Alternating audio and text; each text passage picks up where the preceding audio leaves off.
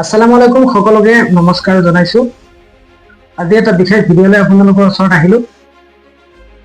মোৰ লগত আজি কেইজনমান বিশেষ ব্যক্তি আছে। বিশেষ বুলি কওঁতে দৰং জিলাৰ চিপাঝাৰ সমষ্টিত বিষ্ণুপুৰ মৰানদীপাৰ অঞ্চলৰ কেইজনমান বিশেষ যুৱক ব্যক্তি। তেওঁলোকে আচলতে বহুদিন ধৰি জিকিৰ জাৰি পৰিৱেশন কৰি আহিছে। বিভিন্ন ধৰণৰ ধৰ্মীয় সামাজিক অনুষ্ঠানত তেওঁলোকক জিকিৰ পৰিৱেশন কৰিবৰ কাৰণে মাতে আৰু জিকিৰ পৰিৱেশন কৰি আহিছে। গতিকে তেওঁলোকক বহুতে হয়তো চিনি নাপায়। তেওঁলোকে অসমৰ এই মৰমৰ শিল্পীগৰাকী যি অমৰ শিল্পী জুবিন গাৰ্গ, তেখেতৰ ঘৰত গৈ তেওঁলোকে জিকিৰ পৰিৱেশন কৰি আহিছে। আমাৰ লগত আছে এখেত ফিৰোজউদ্দিন আহমেদ। আপুনি কেতিয়াৰ পৰা জিকিৰ গাইছে? আপোনাৰ জিকিৰৰ অভিজ্ঞতা কেনেকুৱা? আসসালামু আলাইকুম, মোৰ নাম ফিৰোজউদ্দিন আহমেদ। মই জিকিৰ গাইছো LP স্কুলৰ পৰা। LP স্কুলত মই পঢ়ি থাকোঁতে মই গাইছোঁ। মোৰ তেনেকুৱা ক্লাছিকেল মোৰ গুৰু নাই। মোৰ গীতত আগবঢ়াই দিয়া এক নম্বৰ মোৰ বাবা, মোৰ বাইদেউ চামিয়ান বেগম। তাৰপিছতে আছে মোৰ দুদৰাবাদৰ বৰ্তমান ফিৰোজউদ্দিন আহমেদ। তেওঁলোক মোৰ গুৰু। তেওঁলোকৰ পৰা মই আজিলৈকে এই জিকিৰ গীত মই জিকিৰ জাৰি গাই আহিছোঁ। বিশেষকৈ বহুত প্ৰগ্ৰেমত গৈছোঁ মই। তাৰ মাজত এতেই মই মোৰ ভাল লগা এটি অনুষ্ঠান ক'ম। আমাৰ এই দৰং ডিষ্ট্ৰিক্টৰ ভিতৰত 17 গৈছিলোঁ। 17 যেতিয়া সোণালী জয়ন্তী হৈছিল, মোটামুটি আজি 10 বছৰমান হ'ল। 10 বছৰ আগত। তাৰপিছত তাত মই জিকিৰ গীত পৰিৱেশন কৰিছোঁ, ভাল লাগিছিল। তেনেকৈ মই অনুষ্ঠান কৰি আহিছোঁ। আপোনাৰ নাম এখেত আছে আমাৰ লগত, আইনুল হক, সকলোৱে প্ৰায় চিনি পায়। আপোনাৰ কেনেকুৱা অভিজ্ঞতা? আপুনিওতো গীত গায়, এখেতেও খুব ধুনীয়াকৈ জিকিৰ জাৰি গায় আৰু লগতে তবলাও বজায়। এখেত তবলা বাদক। কি কয় এইটো? মই নাজানো বাৰু। ডগৰ। এই অভিজ্ঞতা কেতিয়াৰ পৰা আপুনি অকণমান জনাব নেকি? অভিজ্ঞতা মূলতে মোৰো সেই প্ৰাথমিক বিদ্যালয়ত অধ্যয়ন কৰি থকা অৱস্থাত আজি বাৰু তেখেতৰ নামটো ল'ব লাগিব এই সুযোগতে। হালধালিবাসী আমাৰ বিষ্ণুপুৰ প্ৰাথমিক বিদ্যালয়ৰ দৰং জিলাৰে হয় তেখেত প্ৰধান শিক্ষক আছিল।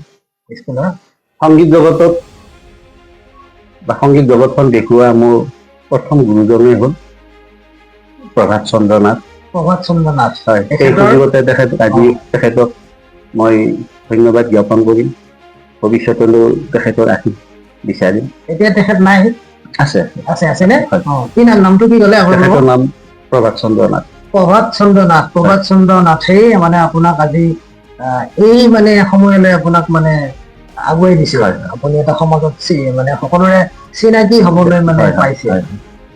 আপুনি এখেতে তবলা বজায়। এখেত আমাৰ সকলোৰে চিনাকি শ্বহীদউদ্দিন আহমেদ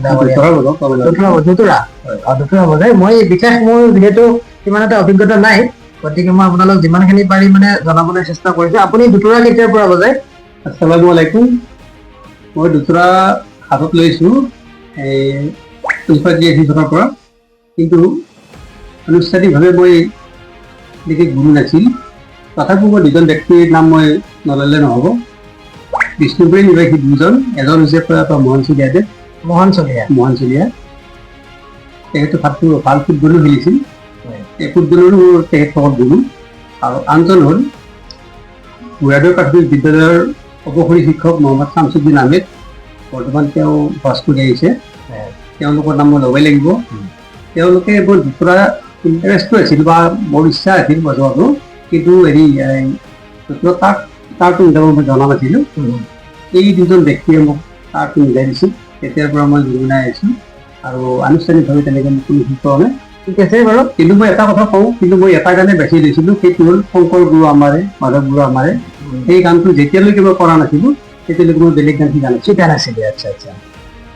আচ্ছা বাৰু, বহুত দীঘলীয়া নকৰোঁ, তেওঁলোকক চিনাকি কৰাই দিলোঁ আৰু কথাখিনি জানিলোঁ। তাৰ কাৰণে ধন্যবাদ। আৰু তেওঁলোকক আগুৱাই যোৱাৰ কাৰণে আপোনালোকৰ সহায় সহযোগিতা লাগিব। বিভিন্ন সামাজিক অনুষ্ঠানত, হিন্দু মুছলিম সকলো ধৰণৰ সামাজিক অনুষ্ঠানত আপোনালোকে সকলক মাতিব পাৰে।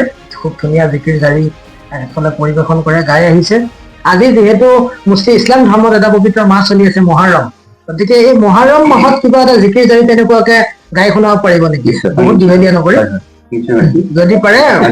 আজি যিহেতু মহৰমৰ 10 তাৰিখ, গতিকে আমি মহৰম পালো। এই দিনটো তাৎপৰ্য এই উখা চহৰত ইমাম হুছেইন শহীদ হৈছিল এটোপাল পানীৰ বাবে। এই শয়তানে আমাৰ হুছেইন সাহেবক মিছা কথা কৈ মাতি নিছি তেওঁক শহীদ কৰিছিল এটোপাল পানীৰ বাবে। সেই মই এটি গীত গাইছো, পুনলৈ ক্ষমা কৰিব।